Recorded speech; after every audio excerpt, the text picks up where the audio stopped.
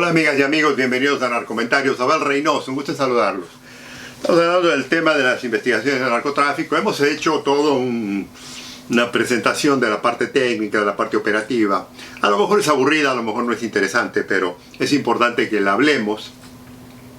Y le digo, una de las razones por la que he hecho un recuento detallado es porque cuando ya empiece a enfocarme un poco en lo que ocurre en nuestros países, particularmente en Latinoamérica, voy a regresar a esto, pero ya desde el punto de vista nuestro, de cómo las cosas se hacen en nuestros países. Pero primero, como les he ido comentando en los últimos 4, 5, 6, 7, 8 videos, es lo que ocurre aquí en Estados Unidos con las investigaciones. Porque a pesar de que aquí en Estados Unidos se lo toma el tema del narcotráfico muy en serio, mucha gente cree que Estados Unidos no hace nada, mucha gente cree que Estados Unidos es parte del tema de la corrupción y de la venta de droga indiscriminadamente, y que incluso hay personas que me han dicho que nosotros aquí controlamos el negocio del narcotráfico. Y entonces, por la falta de información, por la falta de... o porque a pesar de que conocen la información, la desmienten y no quieren aceptar la realidad. O sea, a los necios no se les puede cambiar nada. Nosotros no estamos tratando de influenciar ni de cambiar nada, simplemente estamos dándole los hechos informativos de lo que ocurre. Ahora, eso no quiere decir que aquí en Estados Unidos no pasen anomalías, que no se meta la pata, que no se equivoque, y se lo he estado comentando. O sea, si no los ha visto, le recomiendo que vea todos los videos. Hablo de las investigaciones, de las tonterías que se hacen, de las estupideces que se cometen y muchas otras cosas que influencian a través de las investigaciones el tema de la lucha contra el narcotráfico. Eso es una realidad. O sea, esto ocurre. Pero ahora lo que queremos es empezarnos a enfocar un poquito más, porque ya vamos a empezar a hablar de la temática. Todavía no habíamos encarado un tema muy importante, que es el tema de la corrupción. Porque, le digo, por experiencia personal, le aseguro que sin corrupción el narcotráfico no existiría. O sea, no pudiera funcionar, ¿no? Y entonces es importante, pero no solo el narcotráfico, amigos y amigas, y esto es, voy a hablar aquí un poquito de este tema antes de ya entrar de fondo con el tema del narcotráfico, en corrupción y el narcotráfico. Es ningún delincuente que ha hecho dinero a través de la historia, y cuando hablo de delincuente no estoy hablando simplemente de narcos. Para entender el tema del poder que el ser humano siempre ha buscado, siempre ha tenido que hacer trampa la mayoría de las veces. O sea, no estoy hablando de gente que trabaja honorablemente, que ha hecho grandes negocios, que ha tenido suerte. No, estoy hablando del delincuente que siempre le buscó el ángulo para ver cómo podía ganar. Y la delincuencia que se representa en una forma de corrupción siempre ha existido, o sea, nunca ha faltado. Incluso le digo, podemos irnos a través de la historia, a los comienzos, y usted va a ver una cantidad de trampas, de mentiras, incluso de muertes y asesinatos en la historia del hombre, que viene desde Asia hasta Europa, en Italia, antes de que Italia fuera Italia, en las monarquías, en Medio Oriente, o sea, en los egipcios. Siempre ha habido esa intriga del ser humano de querer sacarle ventaja a la situación, y cuando no se podía, cuando se trató de manipular toda la ventaja posible, si no se pudo, se lo termina eliminando a la competencia, sea su padre, su madre, su hermana, el hijo, la hija, el esposo, la esposa. O sea, los asesinatos son parte natural del proceso de que el individuo que lo ejecuta quiere subir a esto. Esa mentalidad siempre ha existido en el ser humano, lo cual nos debiera de decir que no debiera de ser ninguna novedad que en el ambiente delictivo y criminal de la historia del hombre es natural que también ocurra. ¿Por qué?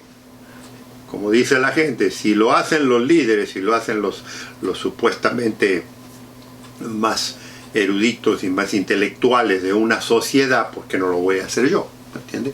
Entonces, a través de la historia, fuera de las grandes movimientos políticos, de las grandes monarquías, de las religiones incluso y demás, de todo. O sea, si usted estudia la historia de los papados, si usted estudia la historia de la iglesia, si usted estudia la historia de las monarquías, si usted estudia la historia de los grandes imperios, ¿verdad? Siempre ha habido el problema de la corrupción y de sacarle ventaja. Y cuando no se podía nada de eso, se resolvía envenenándolos, acuchillándolos, matándolos. O sea, siempre había ese extremo. Entonces, queremos dejar esto claro para que ya cuando empecemos, porque después ya vamos a hablar de la violencia también, que es directamente relacionada con la corrupción, podamos hacer un recuento bien hecho. Y entonces tenemos que empezar con que el delito, en la forma que usted quiera, tiene que ser acompañado por la corrupción. Porque acuérdese de lo que, y le digo, si no los han visto en mis videos,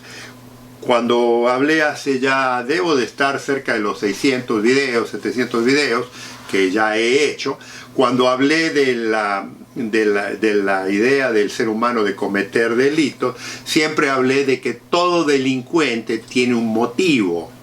O sea, nadie comete un delito, o sea, estoy hablando de un delito a propósito, o sea, hay delitos accidentales, hay delitos emocionales.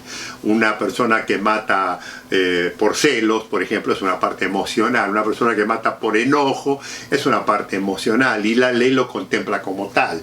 Estoy hablando de un delito premeditado, estoy hablando de un delito en el que la gente piensa y va a ir avanzando. O sea, estoy hablando del delincuente que calcula, que lo piensa, que lo maneja, lo arregla y lo pone para beneficiarse él o ella.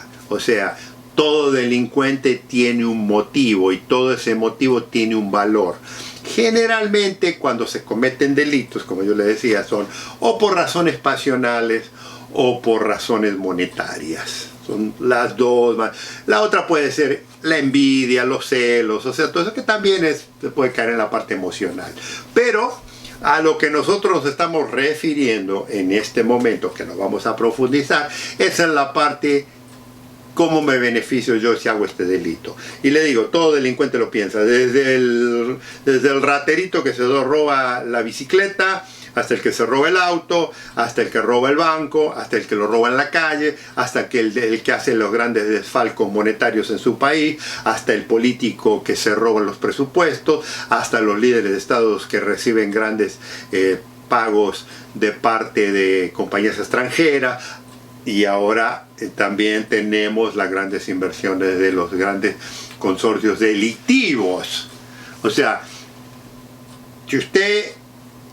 yo soy un apasionado de la historia. A mí me encanta, yo soy amateur, pero soy un apasionado de la historia. Y cuando usted lee los movimientos políticos, los movimientos de monarquía, los movimientos religiosos, siempre hay en algún lugar, y le digo, esto ha ocurrido a través de todos los tiempos, desde la época antigua hasta la época moderna, siempre había una parte financiera a todo esto. Las guerras tienen un motivo financiero y había gente que hizo miles de millones de dólares en todas las guerras. O sea, los más grandes millonarios del mundo, los Rothschild, hicieron su dinero con la guerra. El más grande millonario que tuvo Estados Unidos en su época, JP Morgan, hizo su dinero por razones de la guerra civil. O sea, y le digo, y le puedo mencionar los DuPont y le puedo mencionar muchos nombres muy conocidos que se beneficiaron de las guerras. O sea, las guerras es una forma de corrupción establecida para beneficiar ciertos grupos. Siempre ha habido. O sea, vender equipo de guerra, vender armas, vender uniformes, vender munición, vender químicos, vender aviones, vender todo eso es un negocio. Pero es un negocio preparado. O sea, primero hago la guerra y después le pago. O sea, analice la guerra de hoy en día y usted dice, hay una guerra, pero hay un lado financiero. Bueno, esos beneficios de los que estoy hablando, ese interés natural del ser humano, cómo me voy a beneficiar a mí, es natural cuando se piensa de hablar de cometer un delito, porque el delito es natural. Yo quiero ganar algo, ¿cómo me beneficio? O sea, todos los seres humanos tenemos esta mentalidad, ¿no? ¿Cómo me beneficia esto a mí? Y si yo soy una persona que tengo una institución, que tengo grupo de gente, que tengo esto, voy a tratar de manipular eso para beneficiarme a mí, para beneficiar a mi grupo, para beneficiar a mi grupo. Y puede ser un grupo político, puede ser mi partido político, puede ser mis amigos que son, no sé si estoy en una posición de liderazgo, mis amigos que te apoyan, puede ser, ¿me entiendes? Hay muchas instituciones, muchas organizaciones hoy en día que trabajan en ese consenso. O sea, la corrupción está real, existe y todo. Lo dejo con esto porque le digo, lo vamos a continuar, lo voy a hablar muy en detalle. A pesar de que su país está hecho pedazo en este momento, es posible, ¿no?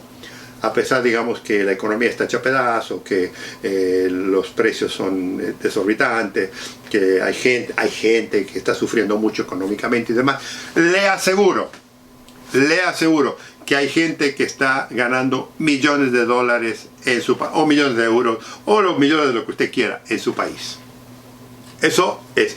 Y le voy a decir, ninguno de esos que está ganando dinero lo está ganando por derecha o por buena honestidad de trabajar. Lo está haciendo por tranza, por corrupción, por cuento, por mentira, por decepción, por delincuencia.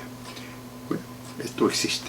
Amigos, amigas, y el narcotráfico juega una parte muy importante en todo esto, pero ya lo vamos a ir llevando. Amigos y amigas, los invitamos para que nos veamos en el próximo comentario. Un gusto saludarlos.